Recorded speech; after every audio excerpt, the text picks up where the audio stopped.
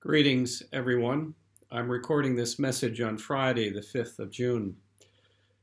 Today, I can't help but say something about what has been happening in the United States this week with the death of George Floyd, the many protests that have emerged across the country, and the very disturbing publicity stunt by the U.S. President in front of St. John's Episcopal Church in Lafayette Square in Washington, D.C.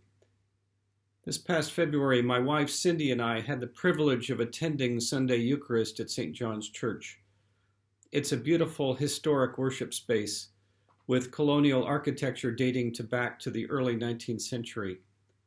The service itself was what you might anticipate from an Anglican or Episcopal church, with lovely choral music in support of the celebration of the Eucharist, and of course several readings from Scripture and a sermon that expounded on those readings. As you would expect, the service incorporated Scripture in respectful, reverent, and holy ways. But as most around the world are recognizing, the publicity stunt with the president holding a Bible in front of St. John's Church was anything but respectful, reverent, or holy. All of us need to be reminded that one of the central and oft repeated themes in the Christian Scriptures is the theme of justice. By one count, there are over 2,000 passages in the Bible that deal with the themes of poverty and justice. Yesterday, the Bishop of Washington, the Right Reverend Marian Edgar Budde, wrote the following words in an opinion piece in the New York Times. She said, "Scripture is clear. Justice, which is the societal expression of love, matters most to God.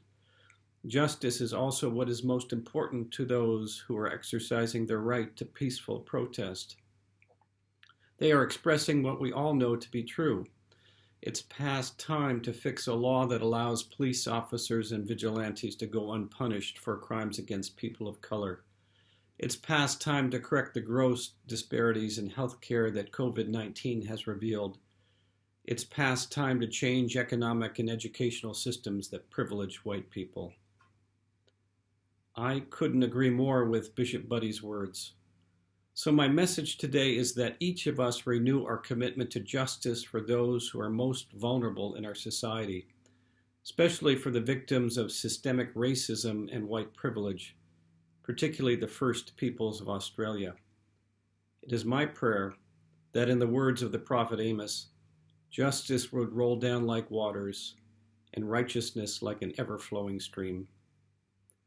Thank you for listening. See you next week. God bless you.